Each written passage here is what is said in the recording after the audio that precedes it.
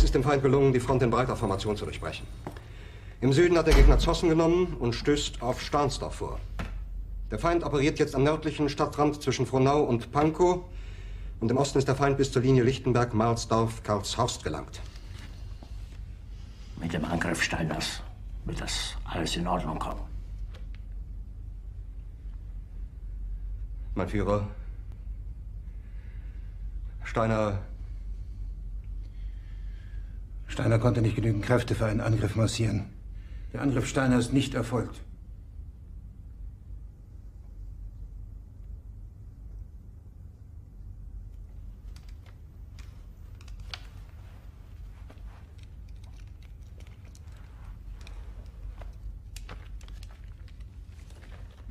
Es bleiben im Raum Keitel, Jodl, Krebs und Burgdorf.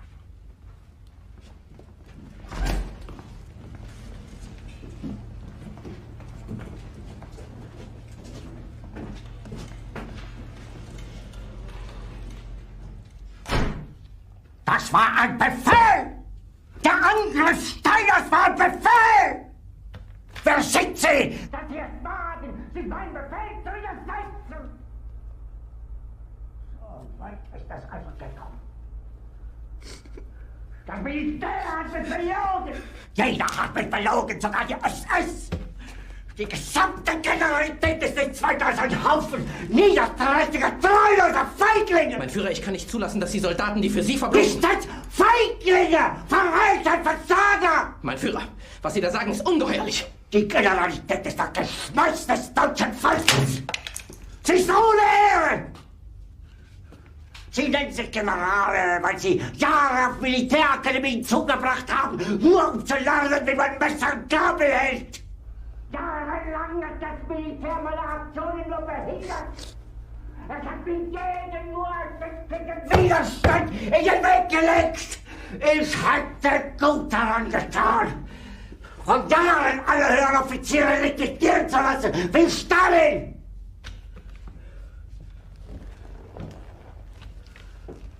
Ich war nie auf einer Akademie.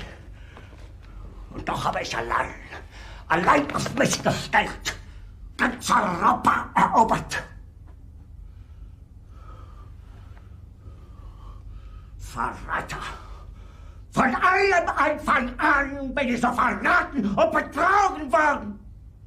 Es wurde ein ungeheurer Verrat geübt am deutschen Volke. Aber alle diese Verräter werden bezahlen. Mit ihrem eigenen Blut werden sie bezahlen. Sie werden es saufen in ihrem eigenen Blut. Bitte, Gerda. Jetzt beruhig dich doch.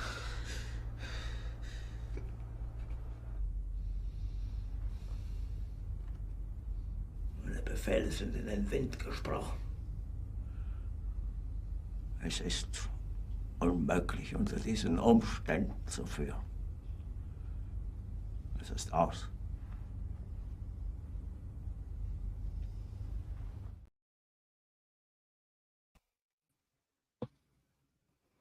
And we're live! Are we live? Hello and welcome to the 120th episode of Game Theory Gang. I'm Matty Allen with Brisology and ChrispyMan of Hexfire.io. Welcome. That was really funny. I like that. I remember the very first time I saw that Hitler meme. It was with like cars. And when he said Camaro SS and he says SS inside the video, it just kind of lined up and it was hilarious. So that meme will never get old. Well, Germany's been selling their Bitcoin and crashing the crypto market, so we gotta poke some fun at them a little bit, right? Yeah, Germany, what are you guys doing? I heard they bought back pretty much all of it. That was actually fake news that is explained by the fact of how they were selling it. So I'm really glad you brought this up because I was reading the same thing on crypto Twitter. And then I discovered that the only thing that was happening is they sent it to an exchange to set a limit order. And if it didn't get set, then they would send it back to themselves, and then they would send it to another exchange. So they actually didn't buy anything back, and that just kind of shows you how easy it is for rumors to abound, you could say. I saw Richard, he made a post about it. He said that they have they're down from 50,000 to 40,000. Yeah. Yeah, so the meme video may have like slightly overestimated how much has been sold so far. But here's the source I have for the fact that Germany is not buying back their Bitcoin. It's due to how their selling process works. Not every ask gets filled, the unsold gets returned. Really? Which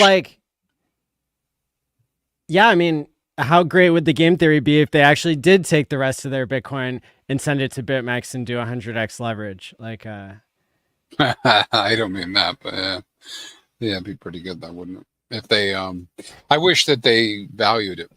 That's what I wish. But I guess I don't know the laws well enough in the EU or in Germany, but it could be that they're required to sell it. I don't know. But I'm actually kind of surprised that they can sell that much, and it really doesn't seem like the price is being affected all too much. You know what I mean? Like, how much did they end up selling? 10,000 out of 50,000 Bitcoin. 10,000. Did you notice though the wicks on the 1,000 times 10,000? So it's $560 million basically. That's a lot of money. I'm surprised the numbers didn't go up and down more.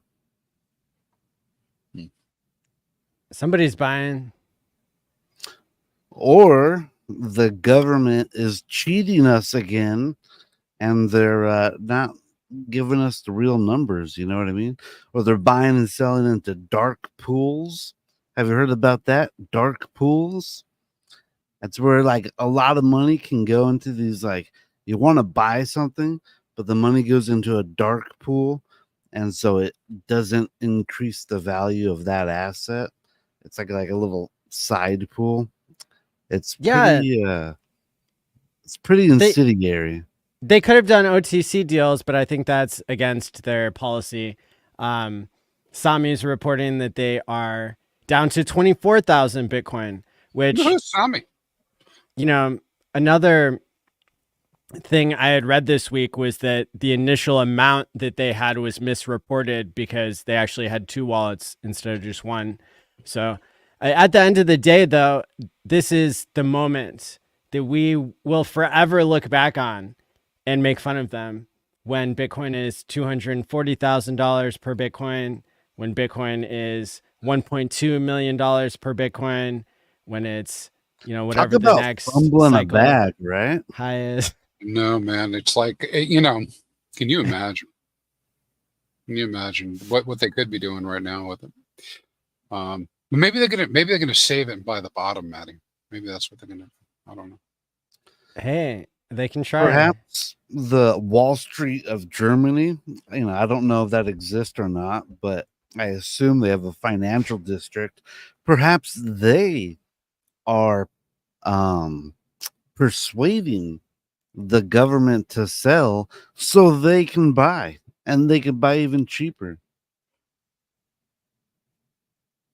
Well, yeah, I mean, there's lots of places to research this. You've got Glassnode. You've got, what's the other one that's been really popular these days? There are a number of different markets or different tools that you can use to track the German government's Bitcoin.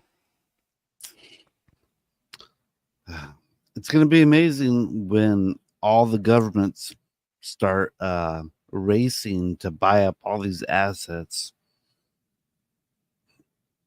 It's going to it's going to happen. They're going to need to buy these assets in order to secure the backing for all of their citizens that have bought these things. That's right. Yeah. They're going to, I mean, crypto and Bitcoin go to infinity because fiat keeps going to zero. And, Exactly. I mean, if I was going to make up like a story, let's make up like a conspiracy story. What I would have done as the U.S. government, for instance, is I would be buying Bitcoin over with my right hand, and I'd be running the money printer as fast as I could with the left. well, they're doing at least one of those. Yeah, they're doing at least one of them. But can you imagine what the outcome of that would be, right? Big holder of Bitcoin, just taking the value away from everybody else. Conspiracy theory. This is Arkham Intel, which is the premier account that's been like advertising that they've been tracking the German government and getting 160K views on their stuff. I've used this service and it's badass. Arkham Intel. Let's see what the website is. They just have their link tree, Arkham Intel, on there. But yeah, I mean, this is a badass website, and it allows you to like track different entities on Ethereum. I hope they bring support to Pulse Chain at some point. That'd be cool. Yeah. Arkham. We could always ask. Anonymizing the blockchain. That's right. We could ask them. And then, the other concern basically is all the paper Bitcoin that's getting traded these days. Yeah. That's what really concerns me with all the Wall Street and government types having any of the cryptos. I think they're going to rehypothecate it and sell the same Bitcoin to multiple people. And as long as there isn't a run on the bank, no one's going to be the wiser until there's a run on the bank. OG Bitcoiner Willy Woo reported on Twitter yesterday. Here's the culprit. Paper bets have been rising, creating 140,000 of extra paper BTC, while available spot supply has remained flat. Now compare that to the 10,000 BTC that Germany sold, and you see what really caused the dump. So what really caused the dump? The paper Come Bitcoin. on, guys. The paper. Sell The real Bitcoin. Hey, maybe we can recruit your friend Roaring Kitty at some point. Right? Because the MO would be for Wall Street to do what they always do. Right. Watch. Someone's going to get in trouble, and then by this Christmas, the numbers are going to start shooting up. That's my best Actually, guess. maybe. I looked at my Bitcoin chart, right, where I follow the golden ratio. Things look really good. I mean, yeah, there's been some selling. Things have come down, but I don't know. Dips are in the game. We're mid year 3. A little bit past mid. By a couple days maybe, right? So we've got 18 months until a classic end of a 4-year cycle. Looks like things are on target to me. That's right. Yeah, the 4-year cycle is being followed. Here's an infographic of the percentage of Bitcoin that's held by governments around the world, 2.7. Bitcoin ETF is up to 3.9%. Corporations like MicroStrategy, Michael Saylor, 3.6% of all of the 21 million Bitcoin. 17% of Bitcoin have been lost. I call bullshit, but maybe. Oh, no, I believe it. I believe that there could be a lot lost, but how do they know the number? Simply calculating inactive UTXOs is not good enough. How do you know so much about hex statistics? Is because that's why I'm asking. I know nothing. I know nothing. Satoshi's got Like, there's like 5.2%. 12 million Bitcoin that are actually available. Well, roughly. I mean, we've seen governments have been dumping it. ETFs can dump. Satoshi could dump. Corporations definitely dump. Individuals can dump. But yeah, I mean, this is the hopium that you know. I think like half of this individual bar should be like attributed to Richard, but we don't know if that's true or not. So. Oh, come on. You guys too much. All right. Well, I don't know, man. I mean, I from a couple steps away, you know, first it was Richard saying, "Yeah, I've been rumored to have some Bitcoin and some ETH," and then it became like a narrative that he has a lot, and then all of a sudden it was like, because I'm not close enough to the rumor stuff, that all of a sudden he's got tens of thousands of ETH and tens of thousands of Bitcoin, and then now all of a sudden it's like he's a multi-billionaire. Pretty soon, and we've probably said this on this channel, people say he's a trillionaire. Man, the legend's growing. The legend is growing. You know, so I guess it all depends how you want to add it all up, right? There, like Hex is the #1 free claim of all Bitcoin free claims that ever happened. Really? Yeah, it was like it slightly eclipsed another one that I was following. I can't remember if it was I think it was Bitcoin Rhodium got like 2% or something, and Hex got like 3% of all Bitcoin redeemed.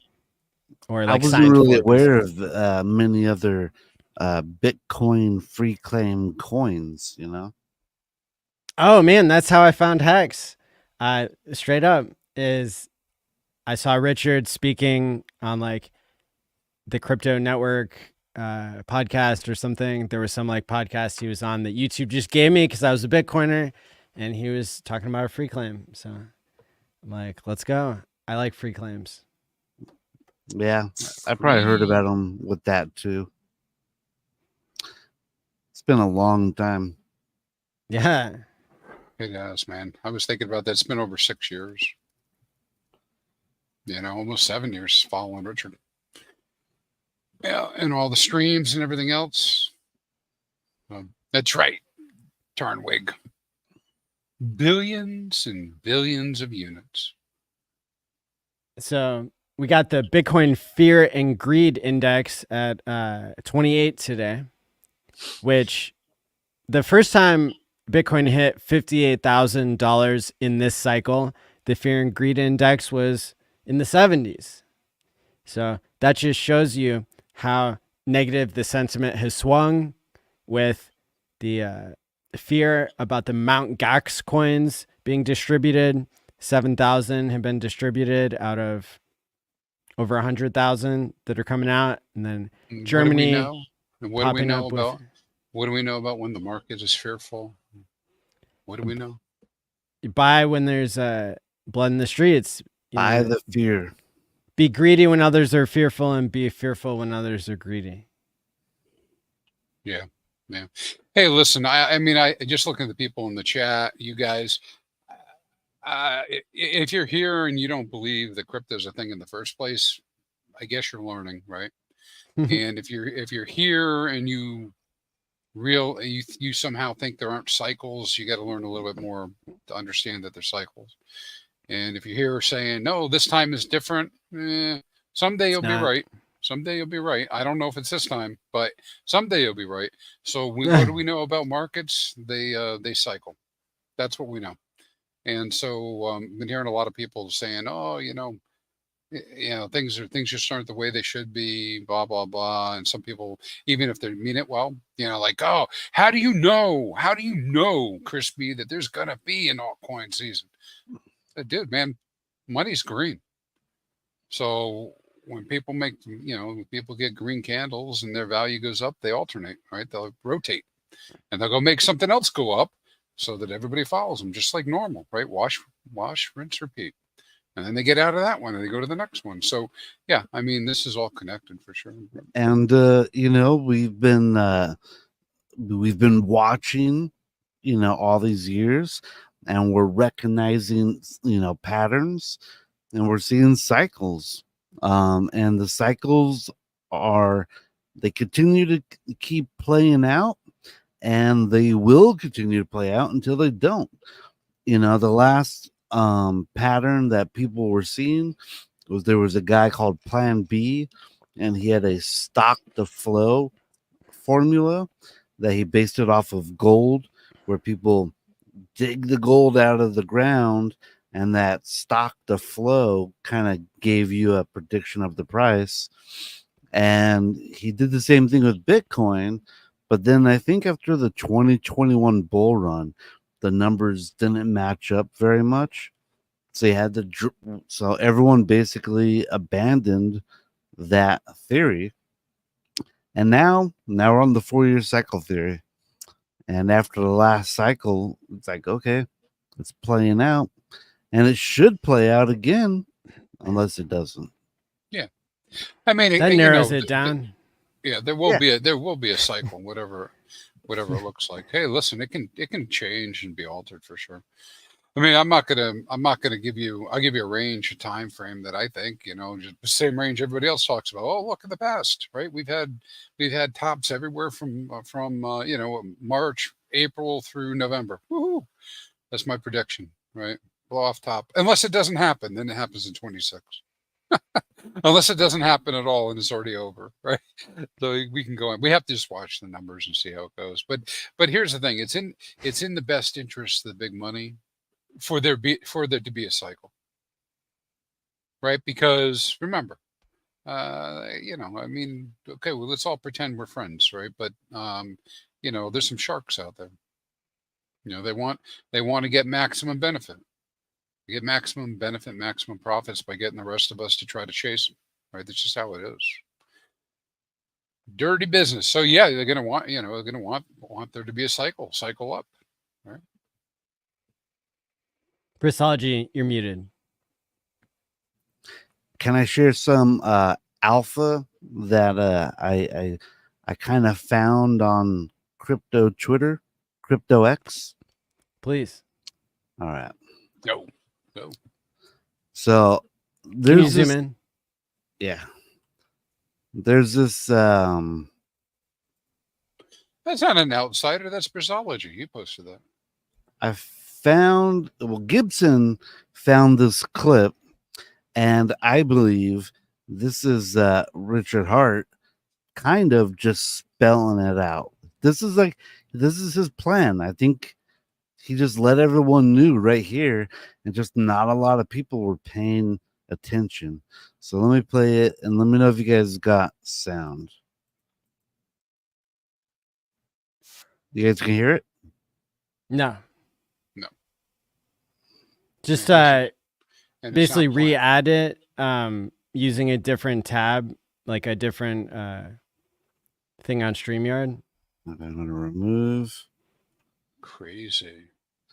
Well, not remove it, but like hit stop screen, and then like re-add it, and then like figure out what you can tick for audio or what you can choose. Here we go.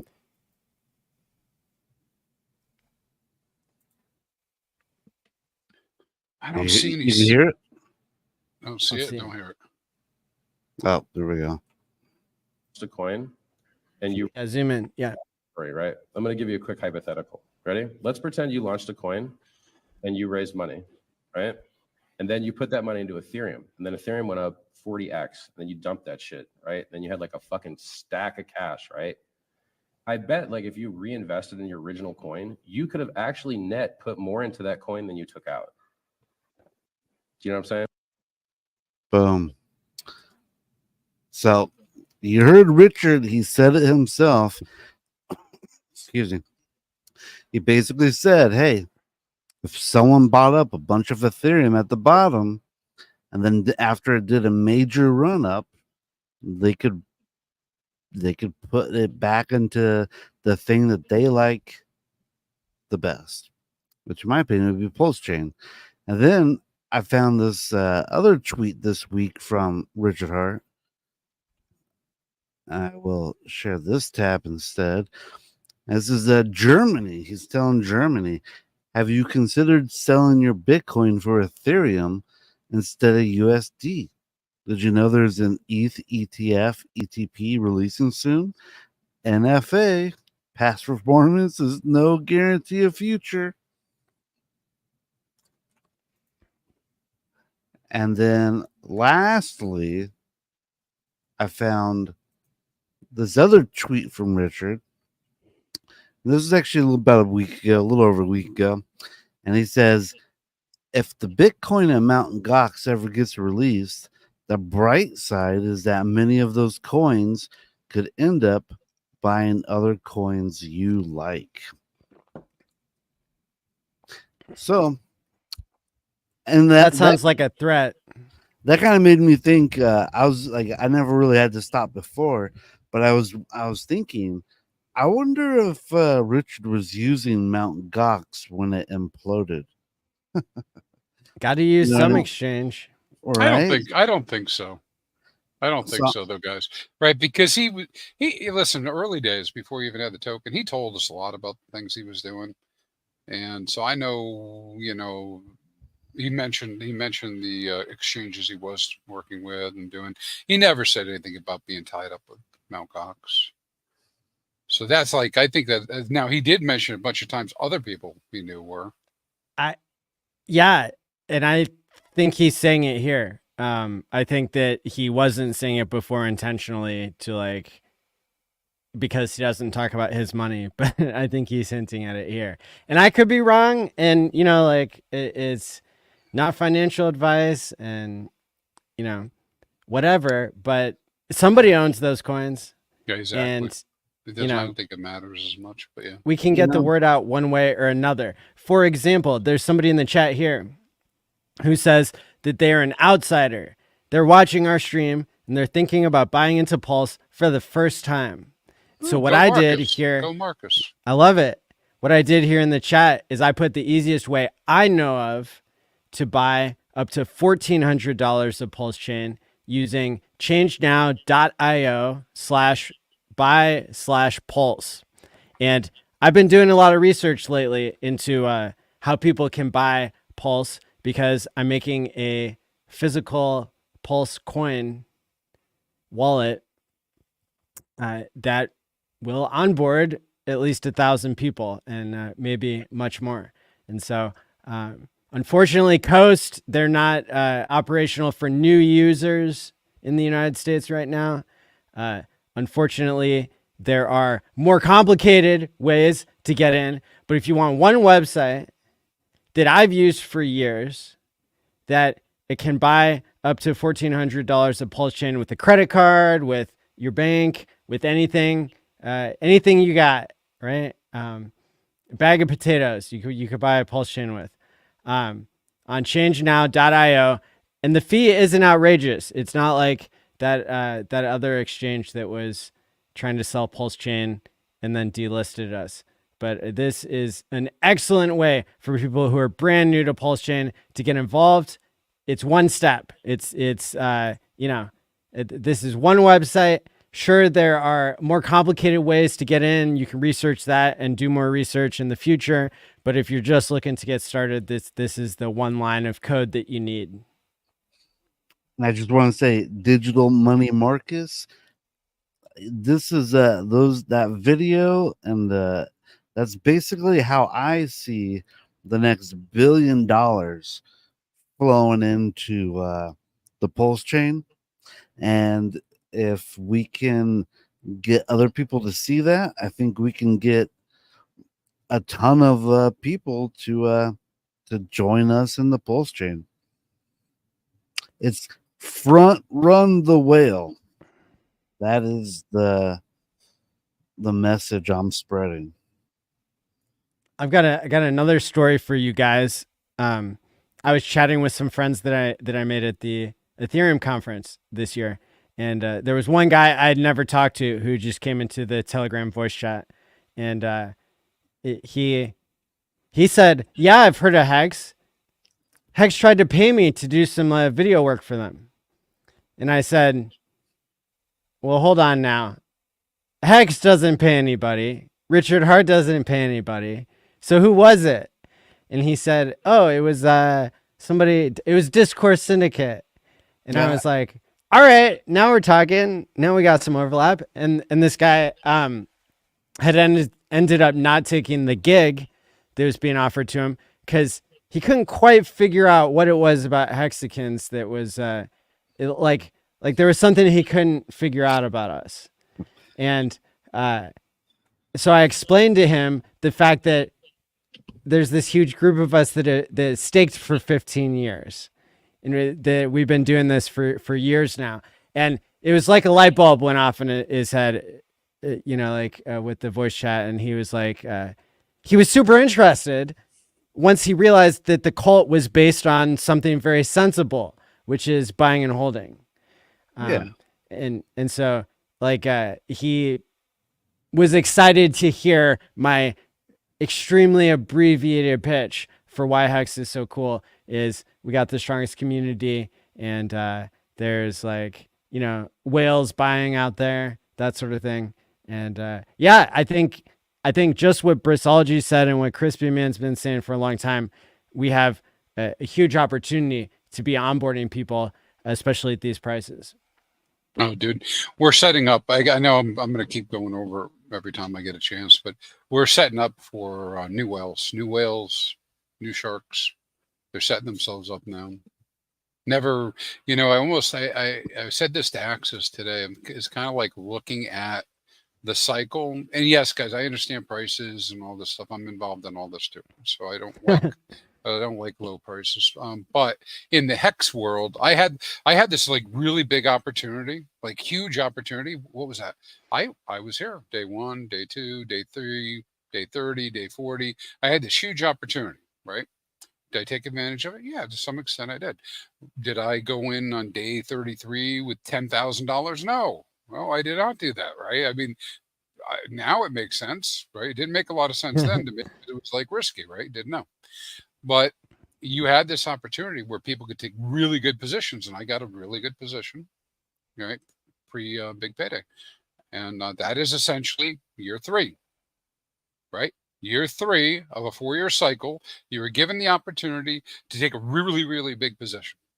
And then after we get to the top, and even before that, people have been bitching about those guys. They got such a good position, blah, blah, blah, blah. Okay, great. All of us who got the great positions early, fine. But now we're aging out. 4 years later, year 3, you have another opportunity right now, right, to be the next set of whales, the next set of sharks, because the old ones, right, we can see it on the charts, what's happening with T-shares, they're not getting in. So you have this opportunity. So I think maybe I was thinking, I don't know if it's by design that it happened this way. Yeah, every 4 years, you can have an opportunity to take the position. You want to be the shark? You want to be the whale? You got an opportunity every 4 years. And for those of us who are here now, you can really think ahead and be set up to the point where you're probably doing Cuatro Cincos forever, right? Is your only thing that you do. It's going to be really hard to argue that the next run-up wasn't fair with all these opportunities. Oh no, it'd be the same thing because to give the guys who are complaining about this, right, their due. Yeah, he did come in year 4.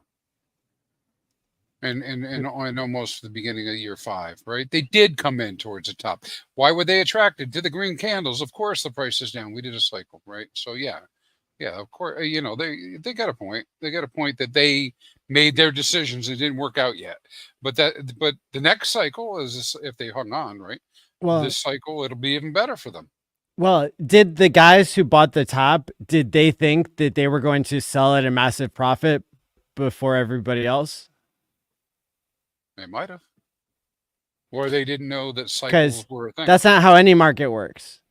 And so yeah, I'm really excited that there are even people in our chat now that are figuring it out for the first time. And here, Digital Money Marcus is asking, and I love this question because we know this. We've we've done the chain analysis ourselves, and I can back this up even with a tweet that I have showing right here. This is my second most liked tweet of all time, showing that the founder of Hex has never sold a single token. I just dropped that in the chat. The Marcus. OA acts like a black hole for Hex. What is the origin address? It's just an address that has a whole bunch of Hex. It gets half of all the penalty rewards. You're getting too complicated. This isn't surface level anymore. The OA is a fucking diamond hand boss. OA. Boom. I would say we're all on a cruise ship, and the OA is the stabilizers. Okay, got it. And they're giant. They're giant stabilizers, like big ones. So, getting started on the chain is a little difficult. I agree with you. And the fastest way to get started is to, in MetaMask or your hardware wallet or wherever you do self-custody crypto, you can add the network of pulsechain.com. So if you don't have a MetaMask.io wallet, you would make one of those, and you'd add the PulseChain network at pulsechain.com, and then you would go to Change Now and paste the public address that you have from your PulseChain and Ethereum wallet.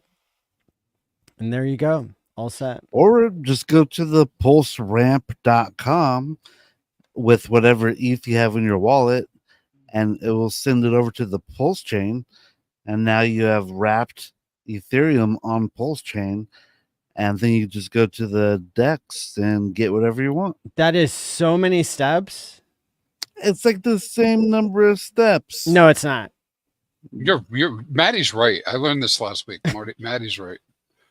I have handheld people onto PulseChain using the more complicated method, and I thank Jesus and God every day for changenow.io/buy/pulse. Yeah, I don't know. Yeah, all right. Brisology is an extra step. I guess it's one extra step. He's holding back because this is a show mostly for experts, and we don't normally have new guys that come in, but here we are, and we're loving it. So brand new, brand spanking new. But yeah. But the Change Now is definitely a good way to go. But if you want to do it with a larger amount of money, I would recommend just going through the ramp. PulseRamp.com gets you there. So once you have the Ethereum in your MetaMask, go to PulseRamp.com. Hit the buttons that you need to hit. It will send it over. And next thing you know, you're on a DEX and you're trading for whatever you want to get.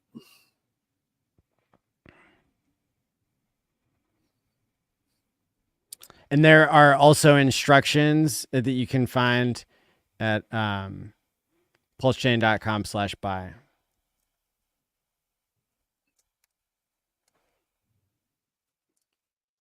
There you go. Pulsechain.com//buy. BUY. Buy.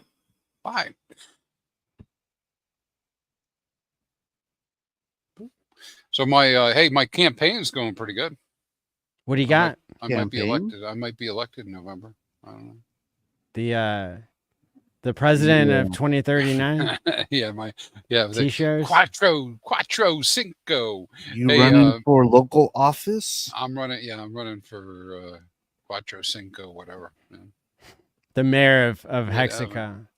I don't know about that, but my campaign's going pretty good. Our campaign's going good for everybody's joined in talking about it.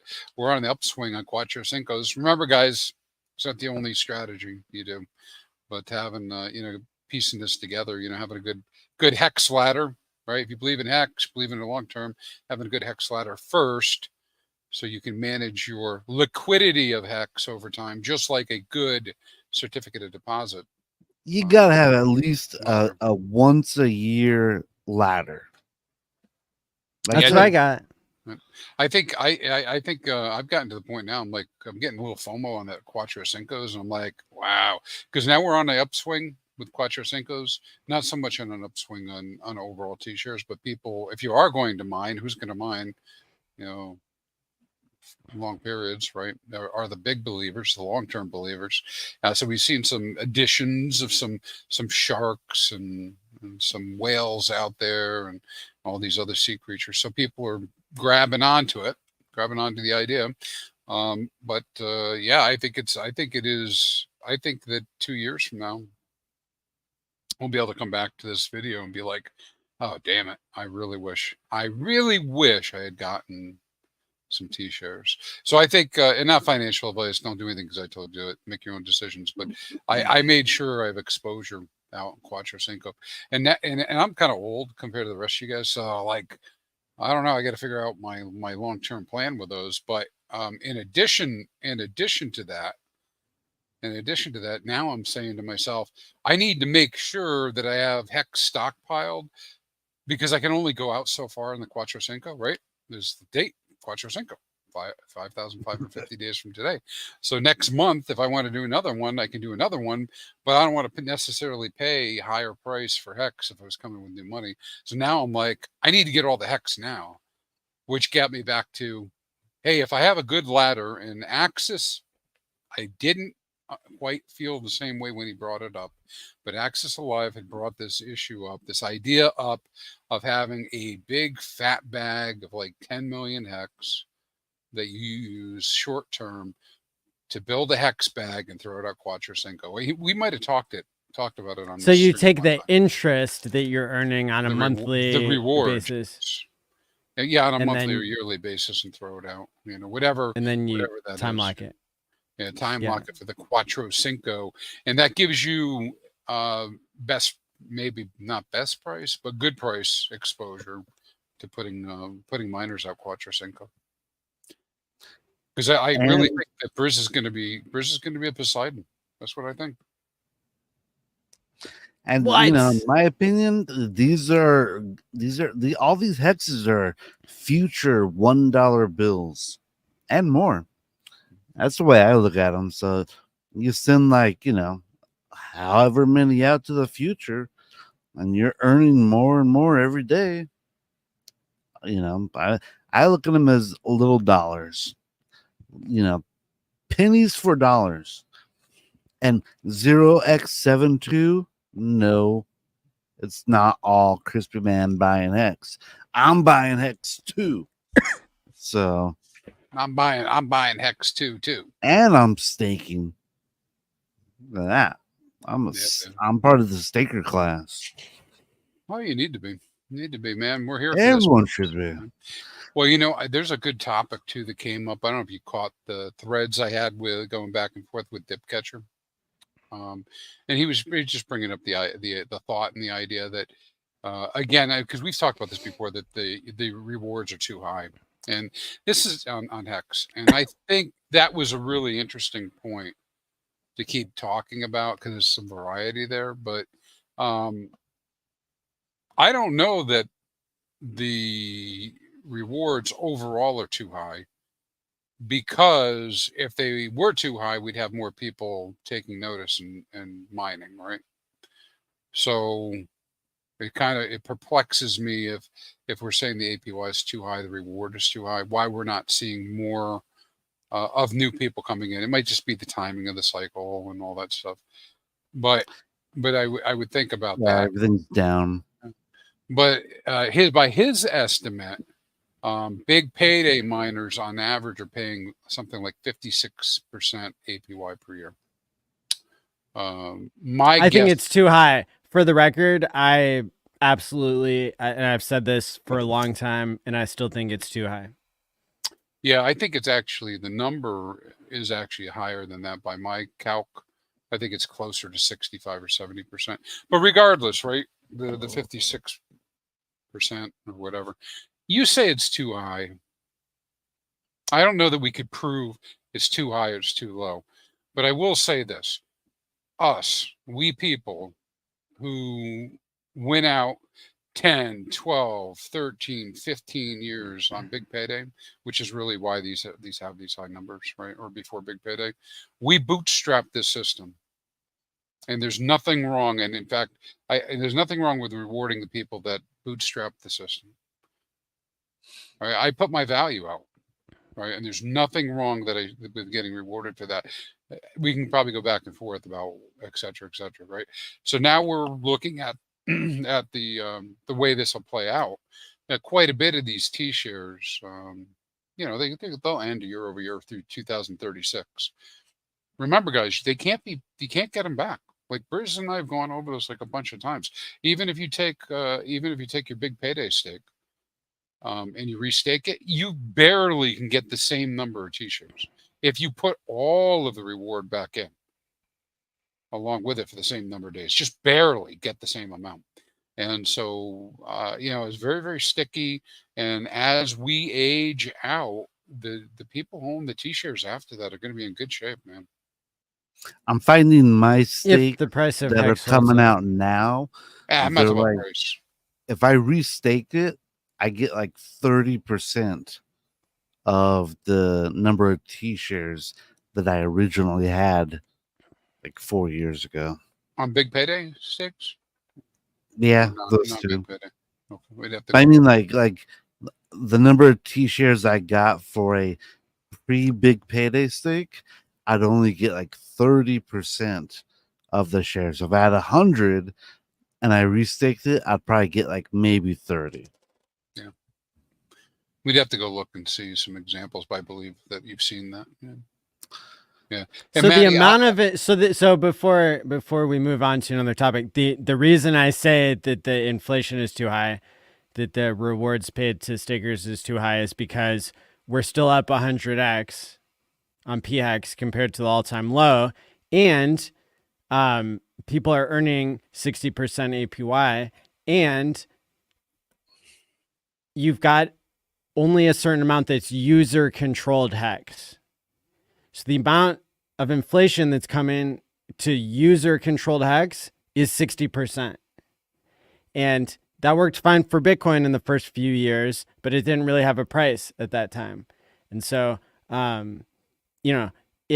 the hex system will work eventually, but we don't know if it'll be 50x lower or 50x higher before it creates its new bottom. But it hasn't bottomed yet, and that would be cool to see. Well, you also have to remember all of the penalties that we see every day. Like, let me just check with it to see how many penalties we have. Don't use hex daily sets. When I calculated this before, it was like EES paid out an extra 3%. I don't know. I analyzed it for like I'm the just first thinking 4 about, years. like, you said not to use hex daily stats, but it says there's 4.8 million penalties. It's wrong. And those are all going to go into a black hole. Well, half of them will go into So the a best data that any of us have is that the EES adds like 3% yield per year. But how much does it take away inflation, though? 3% out of 60%. Okay. I guess I don't remember how you calculated that. But hey, let me say this to you though. We're talking about these. This actually segues into a topic I wanted to get into too. Awesome. We're talking about these guys and ladies who have and theys who have these miners out there that are earning these rewards. Guys, it's not liquid, right? The big ones that we're talking about, if they end them, they lose all the rewards that gets distributed to the rest of us. So while we are kind of like complaining sometimes it's too much, what are you talking about? It's not going to anybody. They're not getting it. You know, so the only ones who are getting those rewards are the ones that successfully end their miners on time. Right. And it's just going to all the people staking all the way up to 15 years. So and so if people are and Maddie, if people are doing what they're supposed to do, what they were supposed to do, and they're just getting the rewards that they earned through it, I mean, it seems pretty good to me. That's the way it should work. But the segue into that I was going to say about this is, so what now? What do you do if you're one of those people? Because it is significantly different, right? My miners that are before big payday, which I really wish I'd done more of them, really do pay really, really well. The ones that are post big payday don't pay as well, right? So there's a big difference, right? And if I go do a miner today, at least my APY starts lower than my others had in the past, and that's because of the way the share system works. But we've also shown on screen how it floats upwards over time, so I'm not too concerned with that. But new people coming in, they're getting lower numbers, right? And they're getting lower percentages to start, and then we have this batch of original people.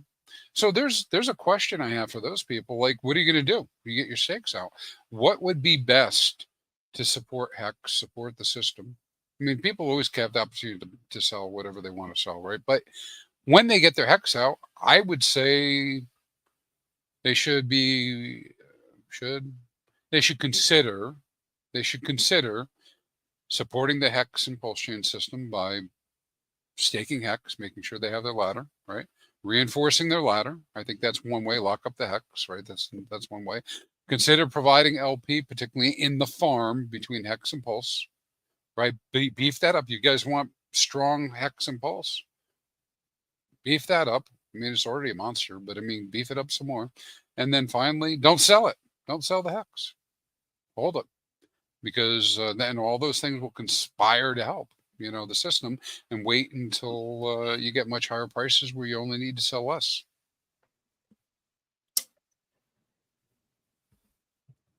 Boom. There it is. I don't know. Make it sound so easy.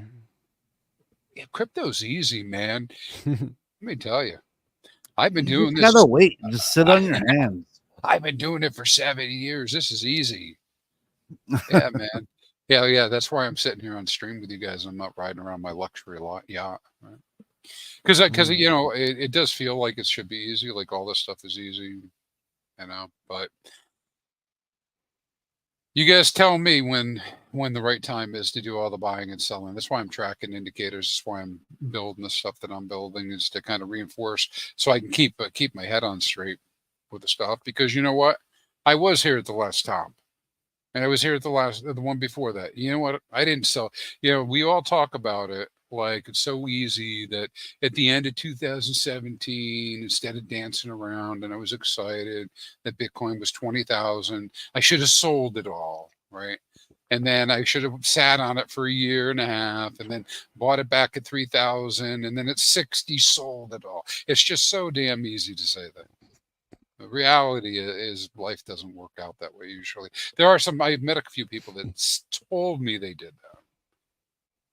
I assume they're telling me the truth, but it's not everybody, right? The same thing with this whole pulse chain stuff and Hex and everything else. In fact, I might have been talking to you about it, Maddie, at the time, when Hex was at 40 cents, I had plenty of Hex to sell. Did I sell a whole bunch of it? No. Did I sell some of it? Yes. But did I set myself up for 2 years? Hell no, man. I had a miserable 22 and 23.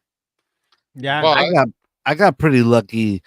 I sold all my Hex East Fair. My Hex. And so that helps subsidize some of my that way I didn't have to sell anything else. I'm like, oh, you sold all your ETH fairs, but you're saying Hex. Yeah. Sold some, yeah. That is good. But my whole point about that isn't really to vilify or say it's good or bad to sell. What I'm saying is, I should know better, but I went into the end of 21 thinking this time was different, really like strongly. And even in January, when we had a resurgence at 30 cents, this time's different. And so I'm not sad about what I did, because I went out. I built what I did. So I took all my Hex and I went out all the way 15 years and made my ladder strong. Like Russian bear strong, like bull. And so I've got a nice strong ladder, and I'm really happy about that. But Anita and 0x72. I would just say go back earlier in the stream, look at that video I posted of Richard Hart. He basically lays it out about how more or less the next $1 billion might flow into Pulse Chain. And boom, as long as you can wait for Ethereum to do its thing, I think it's going to be great. But it's just everyone's getting really frustrated right now, and we got about a year to go, almost like a year and a half. I We know, really dude. got like another year and a half to go. I know, man. It might not be. It could be any Year and a time. half. It could be any Yeah. time from And it was- April, May to That's November. true. And this is like the same point. This is basically 2016. We're at the same point that 2016 was. And this was the point where I was getting really frustrated with Bitcoin. It was like at like 5, 6, maybe 700. And I was just getting frustrated. And all I needed to do was wait till 2017, and I could have had way more profits. But I took a bunch of that money and I bought a car in 2016. And I wish I would have just stuck to my guns, and I would have put that money into Bitcoin. I would have held off just a little bit longer. And we're at that same exact point currently. So 2025 will be our 2017 and our 2021s. But Briz, In my opinion. how do In you my know opinion. how do you know it's going to happen again? It can't happen again, Briz. It can't. It can't. Past performance does not mean future performance. Yeah. But Well, yeah. things don't what's it called? They don't repeat, they rhyme.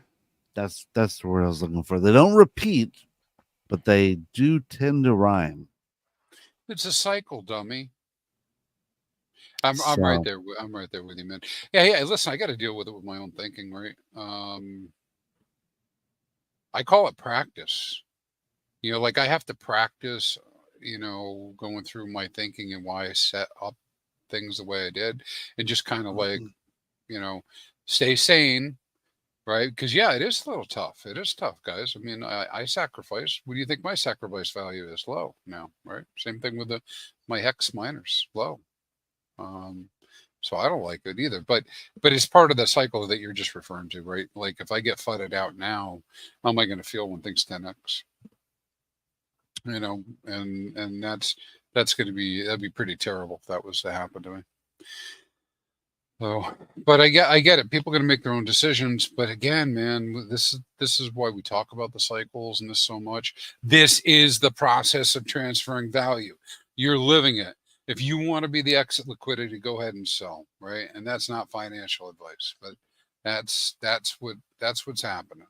Right? If you're doing big crazy trades right now, you are the impatient, and the money will flow to the patient. Yeah, it is. I know, not popular to talk about, but I mean, in crypto, value gets transferred by people selling lows. That's how it is. Buy high, sell low, transfer value. That's it.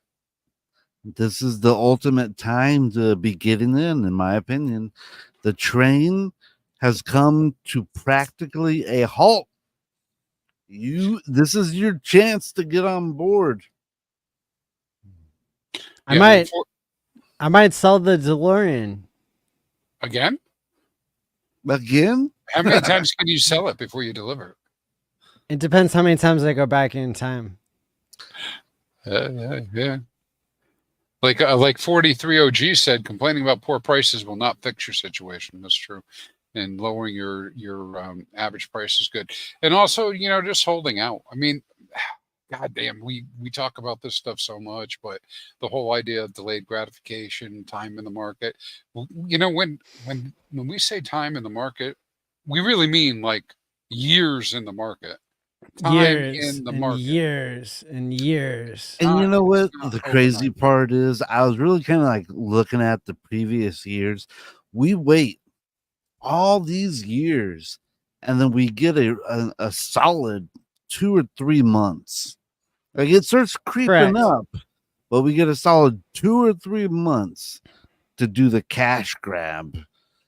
And Cash grab, that I makes hate it that people sell into stable coins, because I wish that we would not sell into stable coins. I wish we would just leave the stable coins behind and just stay in the cryptos. But unfortunately, that's not the world we live in. But we wait, like I said, we wait 4 years, and then we get a 2 or 3 month window, and we're just like, that one carnival thing where you stand inside the tube and all the bills are flowing around you. You're just trying to grab them as you can. Yeah. That's kind of like what it is. And it happens real quick. And then all of a sudden it turns off and the numbers start plummeting. And you're like, no. I just saw it at a way higher number. I'm not selling it at this number. I'm going to wait for it to go back up. And it just keeps going down. And that just makes you not want to sell even harder. Yeah. Yeah. Of course, you're describing what we emote, right? What we get tied up in, because you do the same thing. You decide you're going to do some sort of a swap or a trade, and then the price goes up, and you're like, I shouldn't have sold. you go the other way. You're like, I shouldn't have sold. I got to hold longer because the price is going back up. It was just 40 cents. It's going back. Do you guys think we're gonna touch the lows again? Could we? Sure. We could go lower. I feel like we got another like 2 or 3 months of sideways to downward action, and then I think we're gonna have a really hot Christmas this year. That's my prediction. What do you guys think about the SEC not showing us their updated complaint? I was told if I had nothing nice to say, don't say anything at all. All right, I'll take it. I would hope it's bullish, but I don't know that it is. So I don't know that it's not bullish. I just don't know what's on the paper. I like it. I want Richard to go to war. I want Richard to win. I don't want this to be dismissed. I want this to be settled. I want this to be settled. No. You want this to be dismissed with prejudice on the basis of precedent. That's what you want. You do not want this dragging out 2 more years. You do not want to miss the bull run. You want a decisive I don't think we're gonna victory. miss the bull run. I don't think we're gonna miss the bull run. I just do don't. you I don't know think this will hold us how back. the legal process works? Like I said, I've seen how the next $1 billion flows into the pulse chain, and none of this actually matters.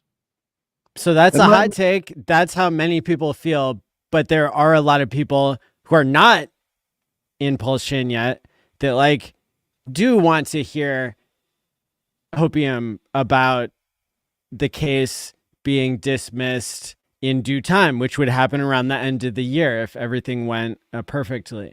Now, this was a major unexpected curveball last night when we were waiting for the SEC to upload their document in response to Richard's lawyers' 40-page document or whatever it was that they filed as a part of their motion to dismiss, which was based on the precedents that the SEC perhaps doesn't have over Richard.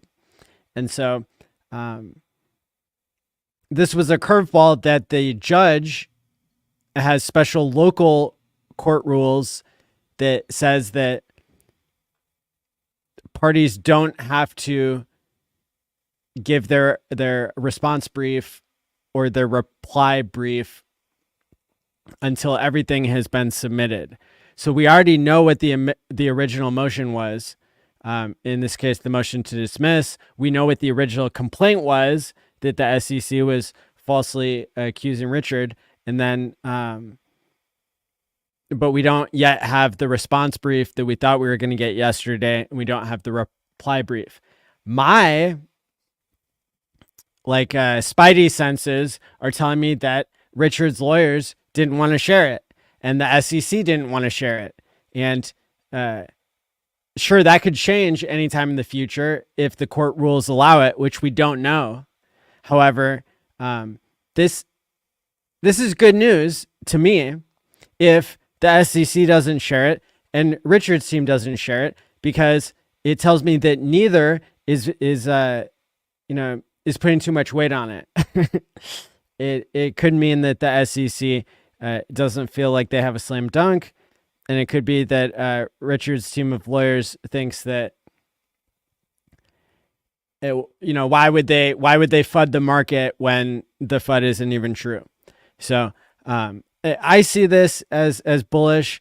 I would have much preferred that the SEC didn't file anything, but it was kind of a fake out last night in terms of thinking at 12:01 Eastern Standard Time that they had missed the deadline, whereas in reality, the judge had just given them a way to not have to share it if they don't want to, which is very atypical of courts. We were expecting to get a 40-page fiction novel from the SEC yesterday, but didn't get that. And here we go. I would like to see how they rewrite their claims. Reality, yeah. So here we got Nikki B with the $20 super chat. Thanks for your super chat here. Just for streaming every week, our future is bright. Hex, love it. So, yeah, I mean, this is just, I think that without nuclear herbs, our community would be so lost, because a lot of people have misreported different rumors, and here we are. Nuclear herbs is the best public source we have on this topic. Yeah. You know what? I will take back some of my comments, and I will say that even though I think I want Richard to fight it, just because I think he's going to win, it might not be in the best interest of everything. You want to get people in, and you don't want people to be afraid to get in because of legislation, I guess. But because of the corrupt administrative arm of the law. Correct. Yep. So we just want to get this settled as quickly as possible, and we can dismissed as quickly as possible with prejudice, on the basis of no jurisdiction. And say it with me, everybody. I don't want Richard to have to sign a letter that says he is not allowed to speak about his crypto. Correct. I want that to be part of it. He will be able to speak about it. Yeah. I think he could return to streaming. I think Richard should return to streaming about keyboards now. Boom. Because he always said smart. That would be smart. He always said streaming about anything but crypto is the most popular thing you can do. So if he wanted to get the next million users queued up into his keyboard business, he could always stream about something non-crypto. I saw a video of a guy melting ice cubes with a copper wire, and it had like 34 million views on it. Remember? Yeah, I mean, like Richard used to make videos of him like washing his dirty laundry in a hotel bathroom using his feet. That's what the people want to see. They want to see bidet installations. They want to see keyboard reviews. They want to see you washing your dirty drawers in the. We need life hacks, Richard. That's right. So that's it. That's an easy call. But Yeah. With that said, you know, I lost my train of thought. Sorry. ChrispyMan, you confused me. Because I came back on screen. I'm so mesmerizing. I had to give the dog his insulin shot or to drop off. What else? What else has Richard streamed about that was non-crypto related? His deadlifting, racing. I think sexual, predicates or sexual methodologies. Good. I hope he doesn't do lessons? that again. I don't want Richard to get me too'd, and then we all lose everything. You know, that'd be. Then we that'd all be the have worst. to do it on our own, like we are now. I want to see. Yeah. I want to see the sequel. 21 Pulses. 21 pulses. 21 pulses. That's right. Ancient kung fu. Yep. Yeah. That's a Bitcoin number there. Yeah. Hey, listen. You know, some of the stuff he had was pretty good. You know, and it is still pretty good. You can go back and watch it now. It's still applicable. I like washing my hands now. You know, I just follow that. You know, that process. That was a good one. It was. I think that one got banned though, didn't it? Yeah. Didn't it get removed? Yeah. Unfortunately. Like false health bullcrap. They're like, that won't cure COVID. How to wear a top hat. Hey, listen, there's a lot of good things. I've thought about branching out and doing some other things that I'm interested in separately. You know, because with the channel you got to kind of stay on brand, anyways. You know, with what you're doing. So he can talk about all his cars. He can make a car channel. Yeah, you could do that. Yeah. Talk about all the little quirks each card has. That'd be cool. That's right. Hexologist made a AI channel. Yeah. What's that mean? AI is the hottest thing right now. Artificial intelligence. What kind of an AI channel did he make? YouTube. You know, just like a general information. Did he just call it AI? What it's is called it? it's Robo Doctor. Robo Doctor MD. And what does it do? He's cosplaying as a doctor who is taking care of robots and teaching people about AI. And he's subtly dropping hex to the AI community. Wow, it's very innovative. I haven't watched that. I'll have to go look and see. Robo Doctor MD. Robo Doctor MD. Everyone, go subscribe. It's kind of hard to find. It is hard to find. Oh, you know, not that I condone any of the content. Have you seen the new cartoons that came out from Pulse Oh TV? yeah, I heard they're scammers. Hey, maybe. I'm like my ass off at some of those. The cartoons are good. I would love to have the cartoons from what? From who? Pulse TV. Pulse TV. I'm not saying go spend any money, go do anything with the token, but I watched the content. It made me laugh. Made me think about creating a cartoon called Briz and Crispy. Maybe we'll base it like off of Ren and Stimpy. That'd be cool. That'd be I'd watch that. Yeah, we do too. We do Cat Dog. I'll help you voice act that. Yeah. I wish I was that kind of creative person. I'm not that. You're great, you idiot. I'm Ren, right? You're Stimpy. Yeah, well, whichever. I guess I'd be the dumb one, You right? idiot, man. Man, I can't believe I watched that as a child. That is crazy. Have you seen? I can't believe I watched that as an adult. Okay, nobody wants to hear about a Ren and Snippy music. Well, maybe they do. Maybe we ought to do. You know, I. Oh, what is this, Mikey? I got to go look it up. It is unbelievable, Maddie. Like you said, the amount of action that people get on their channels are really ridiculous. Now, God bless everybody who does what they're going to do. If they're working hard, they get it. But have you ever heard of Lanky Box?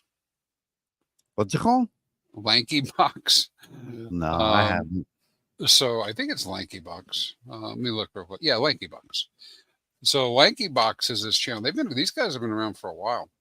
I mean, they've been around so long. They started as kids, and now they're like late 20s, almost 30s. Maybe they're over 30. And I found them because my grandkids, right, spent some time with them, and they're watching YouTube and they're watching Lanky Box. But I mean, everything from music videos, like parody music videos, to gameplay, playing different games, Yeah, Adam and Justin. It's crazy, man. It's like, and these guys, I don't know how many followers they got. They got 38 million followers, and, their last video from an hour ago, 12,000 views.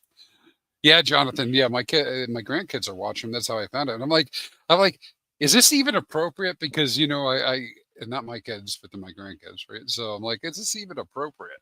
The kind of content, but they're pretty clean. But at the same time, I get some of the innuendo. It's like really, really low key. That's in there. But anyways, yeah, I mean, who would have thunk it? That these channels build up that kind of following. But I mean, if you think about it, I don't know what you do in your spare time. I don't have a whole lot of spare time, but when I do have spare time, I'm looking a lot of times at YouTube. And when I work, I'll be listening to Matty Allen streams. Going back years, and just listening over and over and over again. There you go. Because one more time pays me. Right? I want to hear the advertisement again. Let's go. So, as I've been doing that. Hey, that's a good question, because people have been asking me. I don't know if you have any public information you'd like to share. You did kind of infer there was some stuff going on with your projects a little bit earlier about a new protocol or something new coming out. You talked about that before, but we had this no expectations sacrifice. And then there was this other no non-sacrifice, like just not like participate, non-sacrifice, where people sent you addresses, like brand new, fresh addresses. And then we had this this creation of a new liquidity pool for the Matty token, because it was not a launch. Matty token was already launched. And correct. So then, it was a dead token by all accounts. Yeah. So what is the news? What can you tell us? I mean, gosh, all I can say is it would be quite fascinating for people to go look on chain at what's been happening. And, you might have to be such an advanced user that you might have to follow from one address to a second one, or maybe even a third. But at the end of the rainbow, there might be some sweet, sweet alpha on chain. And this is something that, it maybe isn't good to make it easy for people. Like maybe that's not the right incentives. That's not the right rewards. Is to which coin are we talking about? Talking about Matty token. Oh, okay. And Matty token still has lots of liquidity. 40K last time I checked, over 40K, even with this dip in PulseX. And it's got more liquidity than some of our favorites like Hedron. And, so, it's got more liquidity than Pulse TV. It's got very similar liquidity to the loan token, which is, they raised $50 million. And of course, they have more than one token that they support with liquidity. The USDL has 80K liquidity, but I mean, yeah. So there's this whole narrative that there's no liquidity, but I've been in coins that have no liquidity, and they have like $500 of liquidity now, or like $1,000 instead of 40K. And then, yeah, so I really think that even if you're somebody who doesn't know how to do chain analysis, you can go to my course on chain analysis that's free. You go to the website pls.gallery and you will be transported into a 3D classroom. Well, it's kind of a 3D conference hall. And on the walls, there are links. You can click the links to go get a syllabus, get the 4 different videos that are 2.5 hours each. And this will teach you how to, do chain analysis. It'll teach you how to look on chain to be able to see things that are happening in the ecosystem. So people, people who are fading Time Pays Me, who are fading all these experiments that are being done. Maybe they don't know what the people know who have been studying the blade on chain. The blade? It's an expression. Study the blade. Well, okay, Maddie. So I went to, I did tell everybody I did this because there's no expectations. I sent some value into, the original all-in sack, the all-in sack. That's kind of funny. That's how I labeled it. Anyways, so are you telling me that that's why I have dill pickle in my account? No. Are you telling me that's why I have Ben Gets a Kilt in my account? Oh, have people been airdropping the Maddie? Yeah, apparently. I don't know if these might be scam. These might be rug pull tokens. I got to go look. I got the dill pickle. I got Ben Gets a Kilt. But then, Maddie, there's some weird transaction. I don't remember making a transaction a month ago. Is it of a stable coin? No, it's something about a contract call that says that I now have a time capsule factory. That might have been me messing around. I don't remember. Oh, yeah. It's really weird, but people can actually transfer coins in and out of your wallet if they have a 0 value. So, well, people can spoof the blockchain readers and stuff like Dex Screener or like Etherscan, but they can't actually transfer in and out of your real wallet. It can actually. It will say a coin has gone in and out of your wallet, but usually most of the wallets will detect them as scam transactions because they have 0 value, and they'll make them like a very light gray. So it says that falsely. So that's not true. It's just spoofing, and that's why I use that term. All right. But people have got from that before. Yep, So phishing. It's called PH phishing. Phishing scams. So Crispy, you may be ahead of the crowd there if you've experimented yourself with the Time Pays Me a time capsule vault. But yeah, of course, this is a no expectations thing, and so that's fine. And it's people who sacrificed, they signed up for the idea that you get nothing, and nevertheless, anything can happen. So there you go. Anything can happen. Just be careful, guys. We're like this close. This close. I was that close. Don't get your coins taken. So, speaking of coins getting taken, Pulse Latina Farm. We covered that last week. But the coins have moved. Most of the coins have been sold into wrapped Ethereum. And then those that's great. We got an update. Yeah. And the last time I checked the wallet, I had $66 left in the wallet. So pretty much all of those coins have been sold into Ethereum and they got sent somewhere else. The joke's on them because Ethereum dropped more than Pulse did. Boom. Sucker.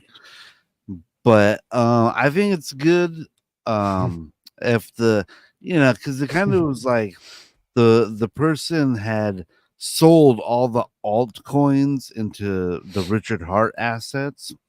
Yep. Almost like this is what you should have been doing the whole time. And then we're like, then we had this sword of Damocles hanging above our heads.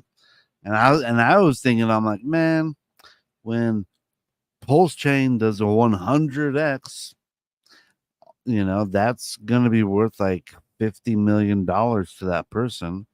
That's right. But then they did us a favor and they sold everything into Ethereum. So buy back higher. Maybe Scammers. they'll buy back higher, driving up the price. Do it. Buy the top. So it makes me feel pretty good knowing that person has left the ecosystem. Same. Yeah. And now we can take off again. We can go higher. Yeah. Well, let's get everybody out who's a weak-handed Jeet. Yeah. Get out. Yeah, or just wait till I sell the DeLorean and then sell. How about that? Let's give me a couple weeks here. Just 2 more weeks. Then get out. Then up only. Yeah. How about that? It could be a very long August and a very long beginning of fall. Yeah, I mean, like I said, we got another probably 3 months of this brutal bear market, and then I think we'll start seeing, the numbers creeping up. In my opinion. Well, it's kind of what we saw in 2019 or 2020 going into 21, right? I mean, things looked pretty good in July, but things were slow back then. They kind of backed off, and then we did get the big resurgence that I felt like a whole month of hope in August of 20. Excuse me, yeah, August of 20, and felt a lot of hope, but not much for price action at the time, right? And then right after that, things started kicking off. Right, for DeFi, it was right in August, wasn't it? Uniswap happened. I don't remember exactly when. I think it was right in August. Was it September or August? I think it was August or September. Maybe it was something. That was pretty cool, right? That was like a free money grab, huh? I was just thinking, MetaMask owes me some money. MetaMask owes you millions, man. Yeah. Maddie's like 2,999, 3,000, 3,001. Let me make I've prepared many wallets. A transaction. Let's go. Yeah. So yeah. I'm holding out. I still believe MetaMask airdrop is Well, I could blither on about my my continued exploits with T-shares. Let me talk to you guys. Since last week, we've gone up from. I think last week we were sitting around 200 on stream that I was saying to be a whale. Now we're up to 214, so that's good. Some people are listening. It's not too late though, because when we look at the T-shares that are out there. 21,000 T-shares, right? Let's compare 21,000 T-shares divided by 9,300,000 roughly of the T-shares that we have today. So we have 0.002 so far allocated, which is 0.2%. So we're below 1% out there. And even if, best case, a better case happened and we had like 4 million t-shirts eventually out there, we've only allocated, a very small percentage, less than 1% out there. So I am going to continue to beat the drum that I think this is like the biggest opportunity to accumulate Hex since we started Hex. Since day 33. The amount of time that you have left to stake for 2039 is another 3 months and 1 week. And what we've seen, according to ChrispyMan, in the past week, you've seen a 7% increase in the number of 2039 T-shares, which is plus 1% a day. And I'm pretty sure he's the only one who's been talking about it. And so, that's a big deal. And just wait until more people are talking about it. But we've got this 13-week timer going before 2039 opportunities are gone for max length rewards. Yeah. And, I got some feedback. I won't call it criticism, but people ask a lot of questions, There's some feedback. Yeah, but people are going to come in and stake later on top, and they will, right? Short stakers. But we have to get within the time frame for them to do that, right? There'll be some short stakers. But the more time that goes by that the message is not out there, right? Let's fast forward a little bit. Let's say we get to 25,000 T-shares for 2039. Now we're going to start on 2040, right? So let's say in the future you want to come back and fill in. You're going to do some more staking. Are you gonna arbitrarily just go pick, 38 and 39 look kind of weak, I'm gonna go put T-shares there? No, you're probably gonna put them out 2040, right? And so the situation's conspiring, right? It's kind of like it's like this conspiracy of the situation that we're gonna end up with this gap, right? So we're gonna have this valley of T-shares, and because remember, if somebody goes out all the way past you, they're still going to be earning rewards, right? So they don't have a whole lot of incentive unless they're doing a ladder to really put rungs in the years that were missed. And so the longer we get out, the harder it is to fill that gap, which means that people that have T-shirts that come out at that time, they're the only ones going to be getting rewards, during that 37, 38, 39 time frame. And when their miners end, and they get that, so it's going to be quite fun. I can't wait to see how it all plays out, because man, it could really be something. And then I don't know what our community is going to do. I mean, I'd hope that we're going to see a big bounce back, but I suppose we could just end up with 25,000 T-shares a year going forward. Wouldn't that be the shit?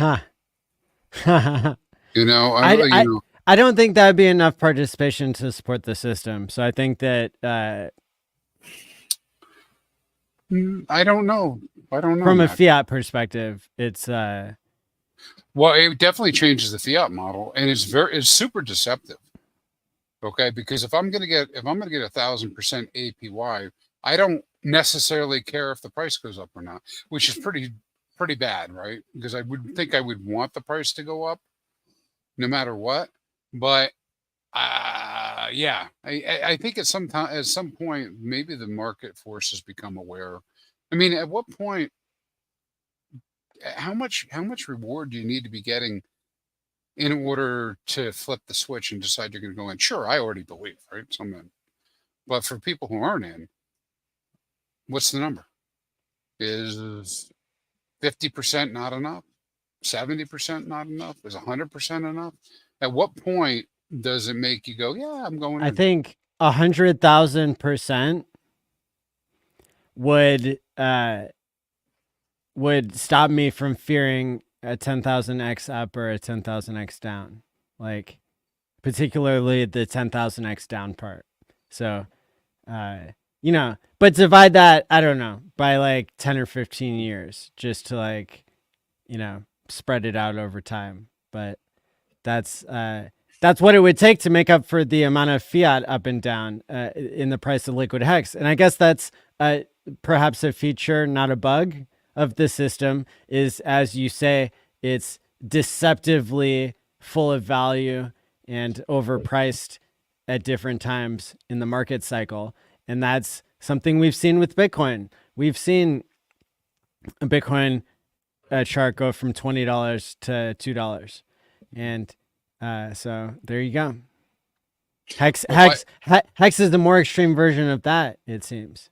Well, yeah, and let me just reinforce this a little bit further, right? So we assume this is year 3 of a 4-year cycle. So next year will be an up cycle, and then we'll have some sort of a landing, at the top after we hit some sort of a blow off, and then the prices will come back down for a year, right? So what happens? This is what I would say to you is, let's say I convinced you right now, hey, it really is a good idea. I mean, I'm not trying to make you make financial decisions, but let's say you decided from our conversation you're going to go spend $1,400, right? $1,500 to become a shark in 2039. That's not too bad. I mean, that's pretty reasonable amount of money. What if Hex does a 10x and now that's 140,000? How many people after the 10x are going to have the value, the capital to say, "Oh, man, let me go get those T-shares now"? Right? If they're not already in Hex, then what they're going to have to do is get a smaller number. So relatively, if Matty one who went in and actually got the shark position, you're going to be like pretty good shape. Because is that PHEX or EHEX there you're talking about? I'm thinking about PHEX. Yeah. I don't know the current price. Well, that's the limit on change now. So if you want an easy way to get in, it's we should be doing that. Time. The limit. Go get the limit.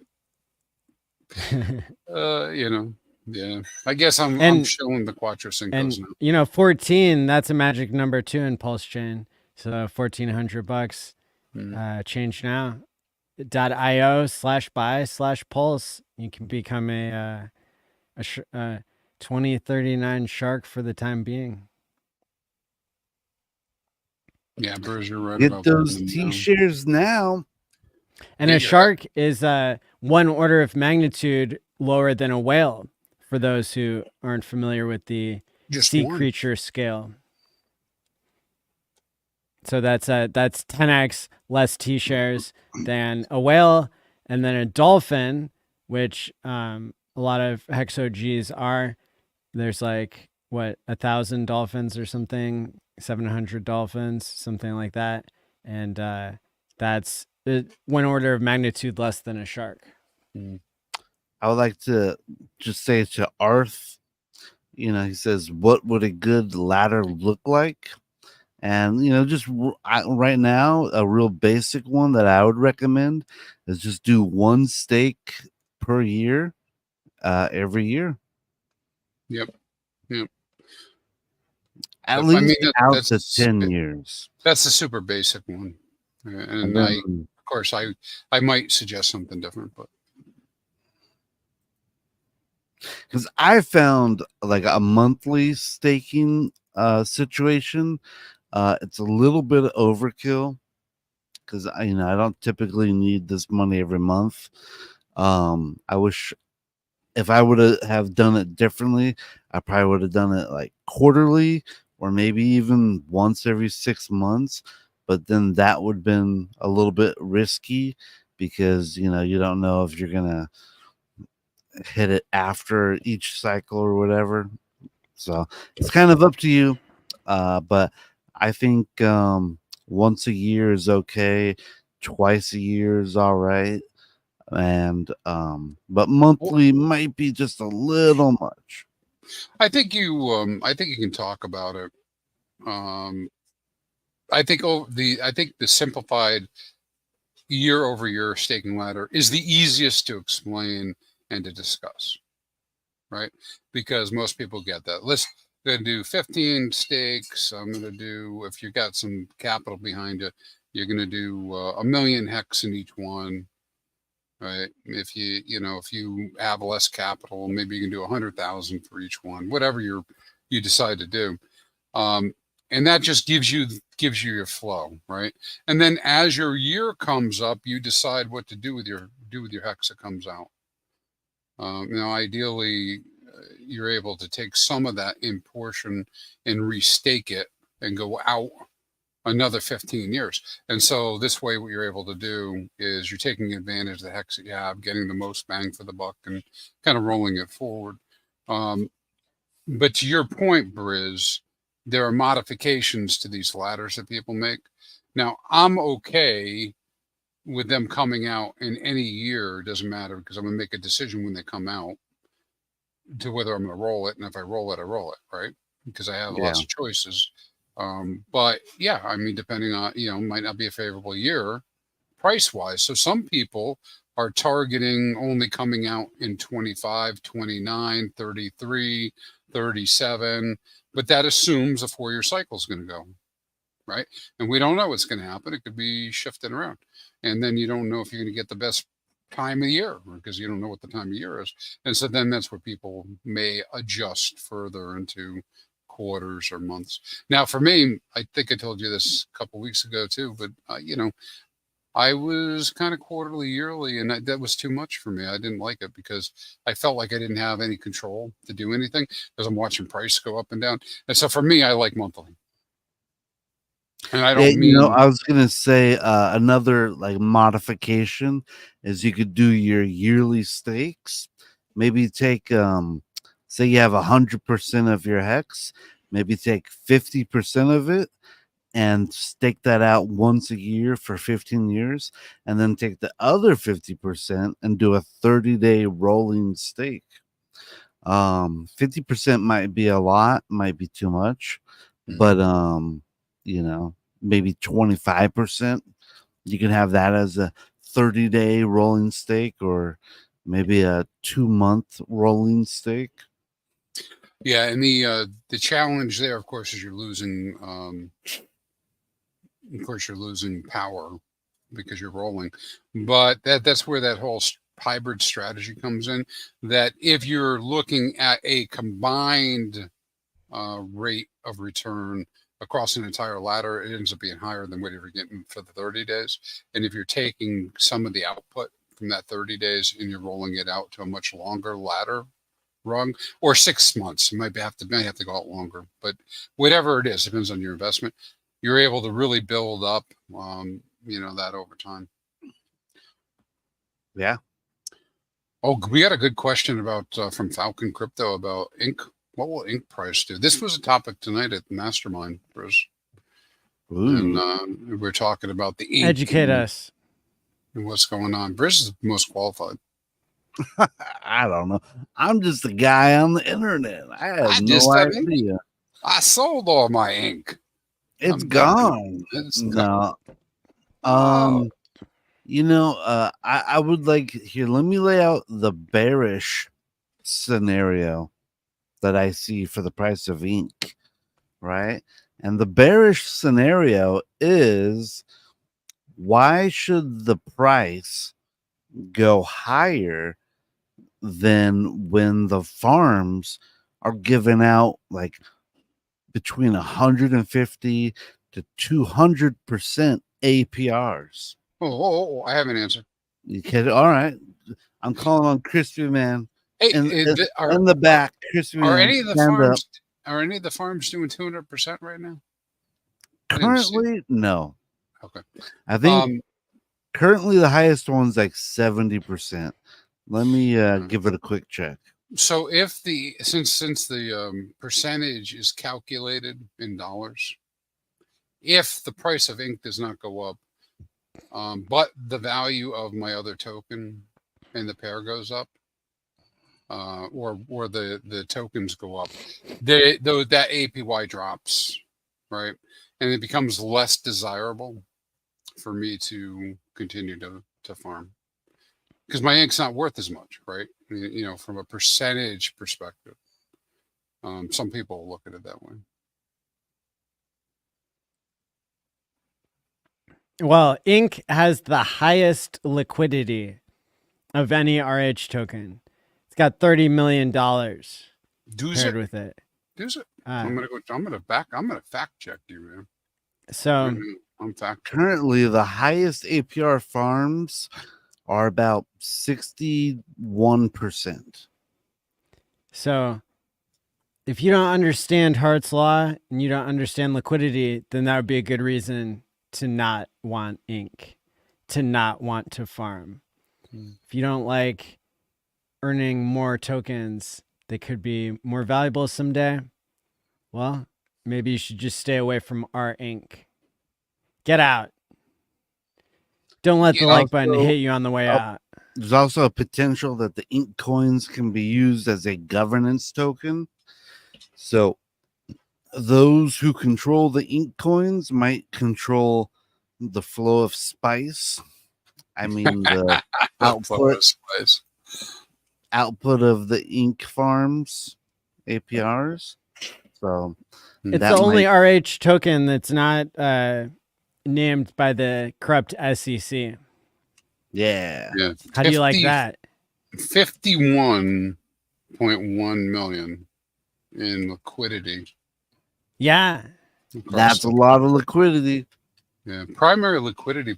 Now it's probably a little bit more than that because I don't necessarily capture everything, but it's upwards. It's above 50K. And so what that means is million. that whatever the other tokens do that it's paired with, that's what ink will do. So, because they're interchangeable for each other because of the depth of their liquidity.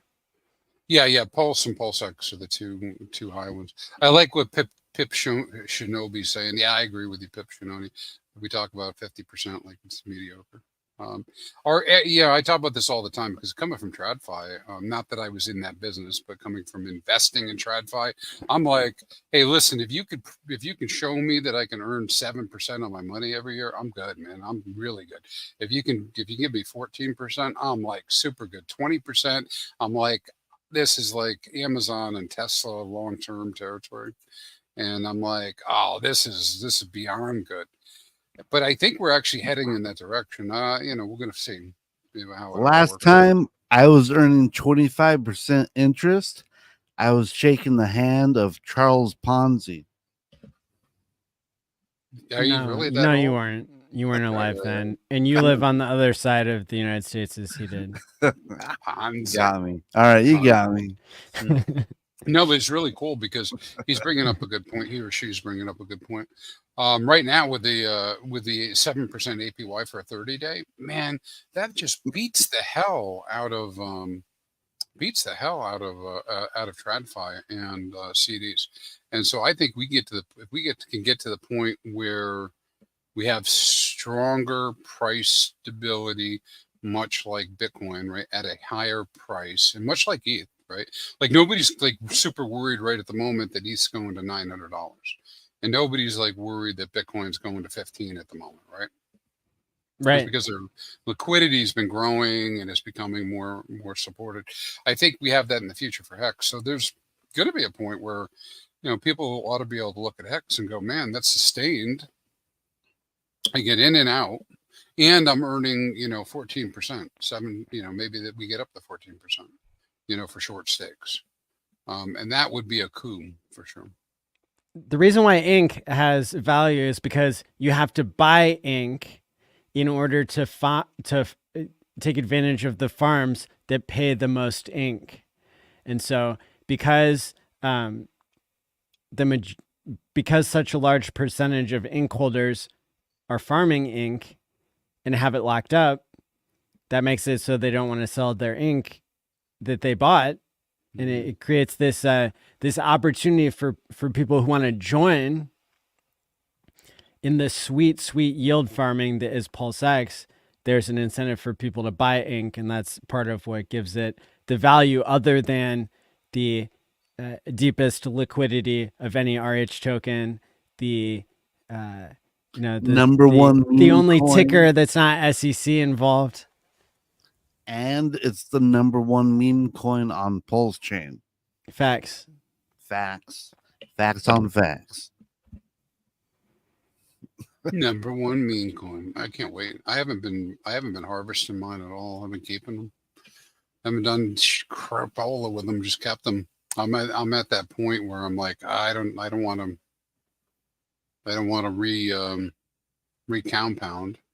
I almost look at it Why as not? a security measure of not harvesting my ink. That way, in case like my wallet gets compromised, instead of having that ink sitting in my wallet where they can see it, maybe it's slightly one step hidden. And it gives Yeah. me Well, if a you chance- harvested it and put it in Time Pays Me, then and set up the second seed phrase, then it would actually be protected. That's true. That's true, actually. So this goes to part of the question that Falcon's asking, but you asked why I wouldn't put it back in, because I don't want to lose my ink. So if I put my ink back in the farm, I'm going to be hit with more impermanent loss, because I'm expecting at some point there to be a tear upwards in the value of the tokens. Yep. Now it's so hard, right? Because we don't know, but like, I think that the impermanent loss that I'm going to get is going to be on the ink side, because the ink's going to go up higher than the other tokens, right? So if I got it up against Pulse or PulseX, I'm just going to end up with a whole bunch of Pulse. Not a bad idea, but now I just lost all that ink, right? Is it Right. really lost?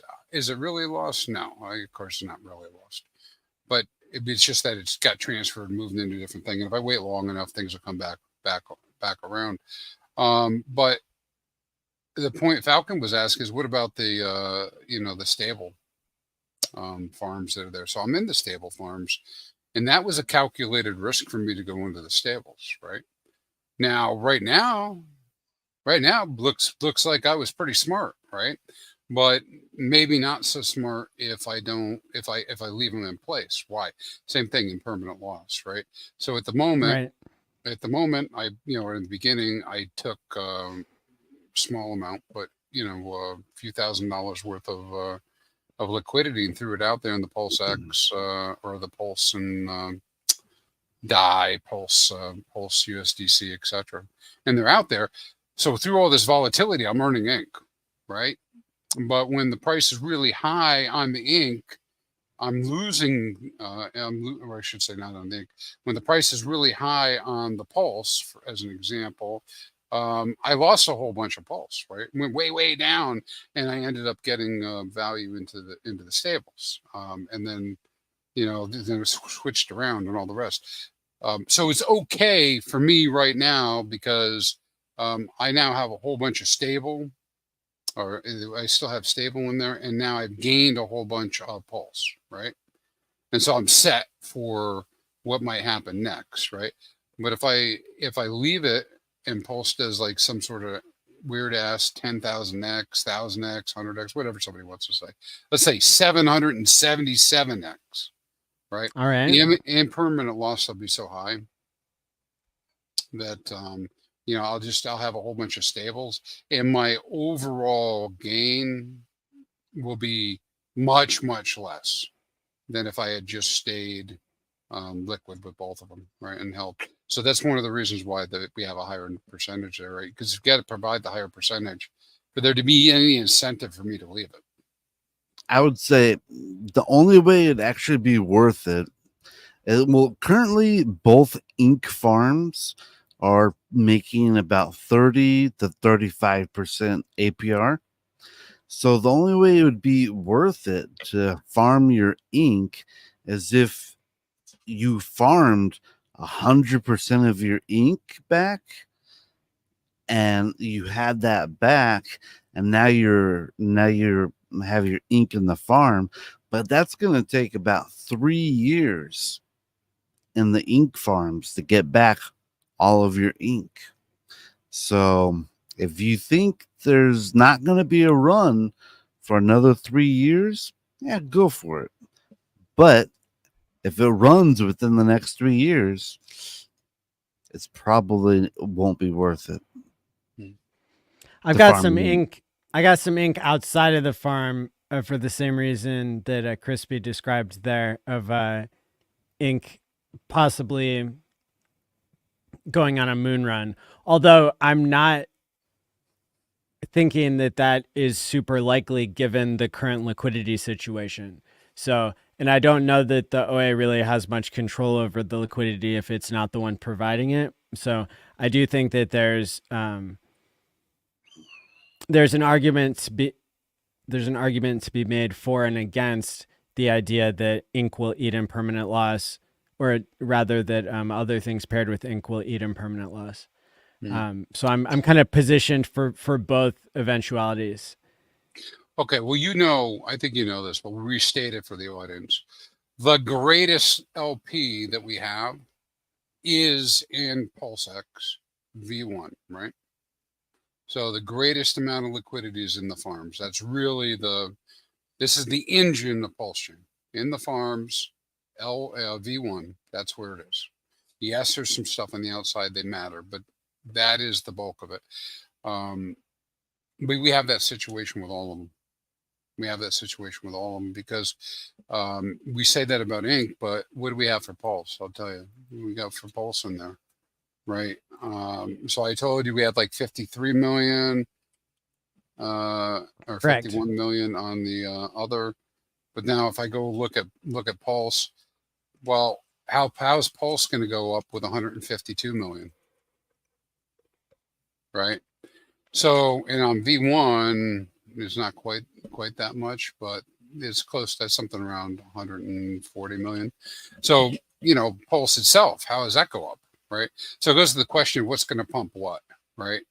Because the ink's that. And then if we go look at PulseX, and I'm just doing some little quick ones here, V1 is another 60 million. So what's more likely? I mean, I know from a dollar value, if nothing changes, if I'm putting value in, it's much harder to pump by percentage Pulse than it is to pump PulseX or Ink.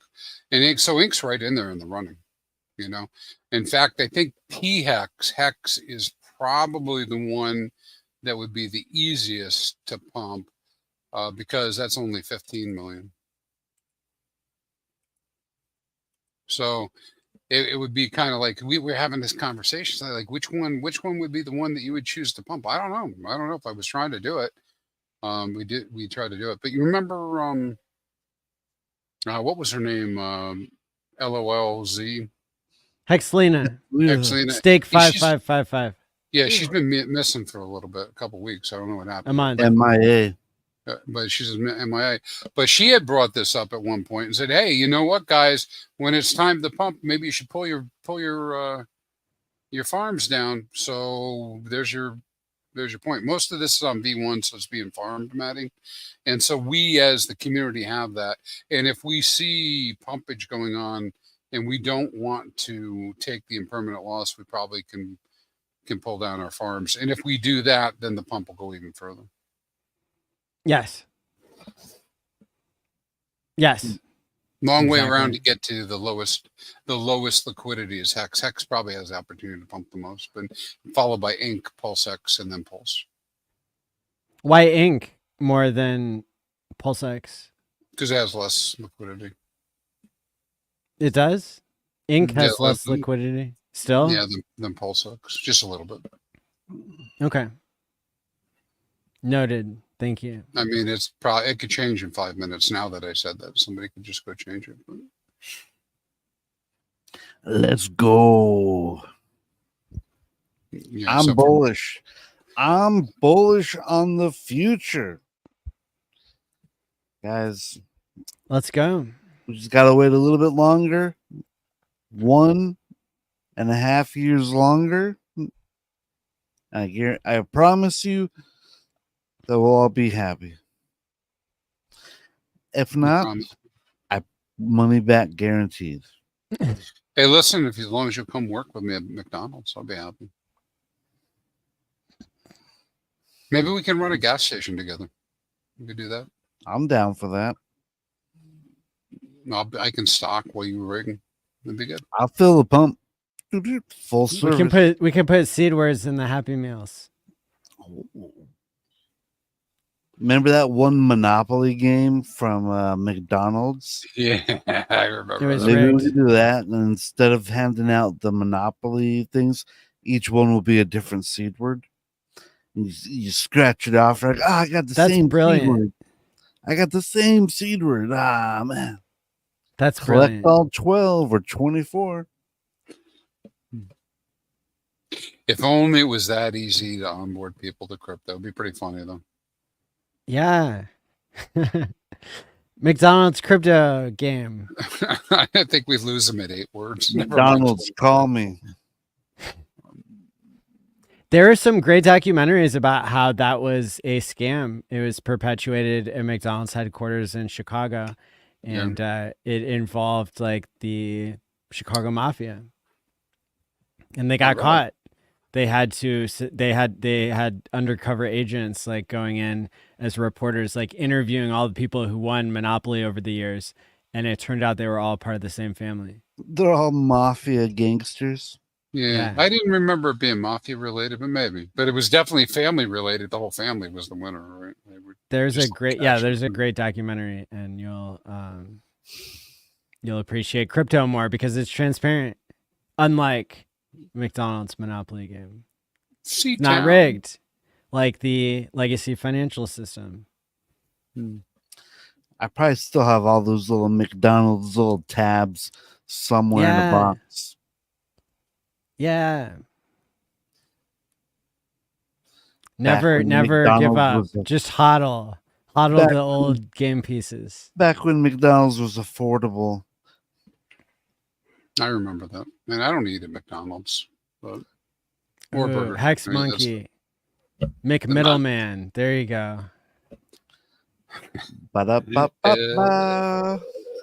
Maybe I can get one of those little music boxes. You know, what do they call it? Grind box. Is that what it is? You turn the handle.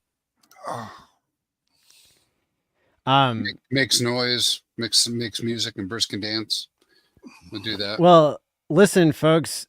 We played a copyrighted song at the beginning of the show, so we're gonna need you to hit the like and subscribe button and share this out, because otherwise people aren't going to get all this alpha. And if not enough people get the alpha, then there are too few winners and the game theory falls apart. You need to have other people be able to win other than just yourself. And that's a fact. That is game theory advice. Like I said, I've laid out how I believe the next $1 billion flows into the pulse chain. I showed you a video of Richard Hart basically saying that is the exact thing that could happen, a hypothetical. And now we see Richard Hart goading the German government to buy up Ethereum. And now we know why. I see a lot of comments on X.com. People are like, Richard's buying Ethereum and he's not telling the German government to buy a pulse chain. Maybe we should be buying Ethereum. And it's like, come on, guys. Yeah, right. Trying to pump the crap out of Ethereum so he can vampire attack it and bring that value back to pulse chain. I'm the most paper-handed ETH holder ever because I always end up trading it for Pulse Chain, Hex, Ink, PulseX. The greatest hits. I'm telling you guys got to be here for the long run. When the 2028 Bitcoin halving or even the 2032 Bitcoin halving happens, it's game on. Dude, come on, guys. You got to be excited for that, right? You got to be here for the long term. It's the long play. You do, man. It was a stupid idea to buy 1,000 Bitcoin back in 2010. Yeah, so dumb. $1,000. What could you even buy with them back then? Why would you even want them?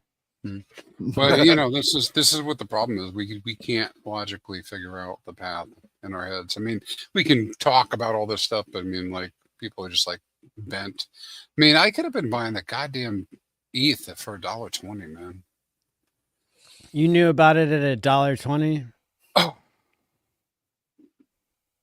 Hey man, I was lucky, but that's how it goes, right? I was lucky that I even got into Bitcoin at 2000.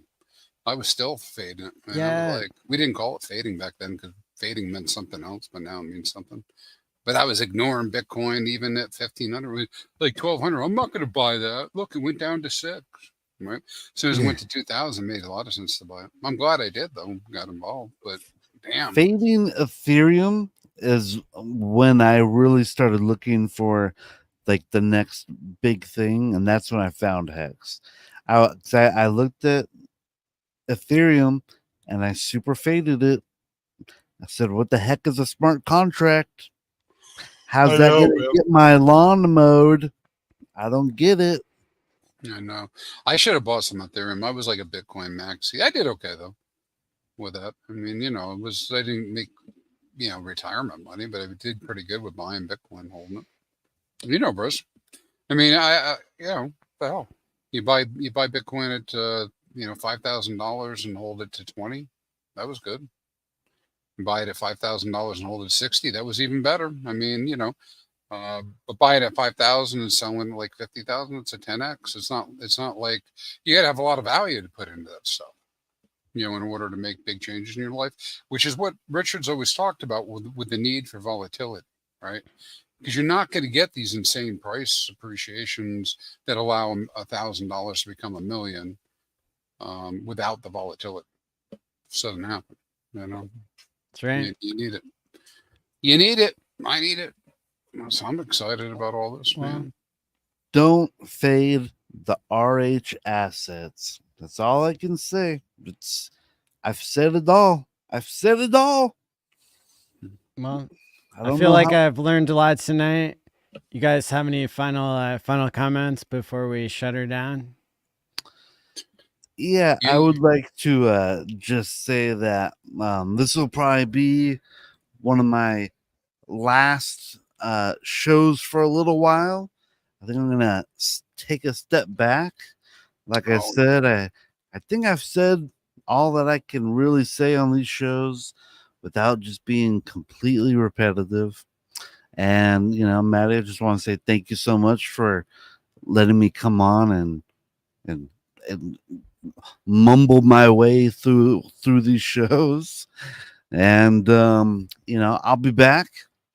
But until then, this is I'm gonna just take a little step back. You guys can always find me on x.com under Brisology. Come send me a DM and ask me any questions you want to ask. Well, you've contributed so much to this show. You've been here probably 110 or 115 weeks out of the last 120. And I know you've got a huge fan base. You have taught people a lot. You've been, a major contributor to one of the biggest shows in the history of Hex and Pulse Chain, the one that all the whales and sharks watch. So you will be missed if we don't see you back here every week. And I completely understand that it's healthy to not overdo it. I just took a 3-day, the first 3-day Twitter vacation I think I've ever taken in multiple years this past week, and that did me some good. So Brisology, we want to thank you and cheer you on to whatever you're going to be doing with your time, and I hope you'll be trolling us in the comments, if not coming back on screen in the near future. Yeah, I'll always have a presence around. You guys will see me. Well, thank you. Will you spread the good word, Bruce? I will. I will keep it going. Yeah, please do. I'm not quitting. I'm gonna be here. You'll be all right. Good. Because I'm going on walkabout. You upstaged me. You knew that, but I'm going on walkabout for a bit here. So I need people to keep talking about these Cuatro Cinco's. I'm going to try to come come on stream over the next month, but it may be sporadic as I'm going on walkabout with my grandkids on a big old vacation. So I don't know why they invited me. Maybe it's babysitting. I don't know. Off we At go. least you got invited. Yeah, I know. That part was good. That part was good. Well, we'll keep having something going on Tuesday nights here, and so make sure to tune in, and yeah, so make sure to follow both these guys on their individual channels linked in the description below. And let me see, any other final thoughts, guys? Nope. Just wait a little bit longer, all right? Wait a little bit longer. The opportunity's That's right. there. All right. So until next time, stay wisely, my friends, and peace out. Stake out. Stake it. Stake hard. Stake Stake long, stake hard. Size does matter, of course. And length. T-shirt size and length. T-shirt size and length.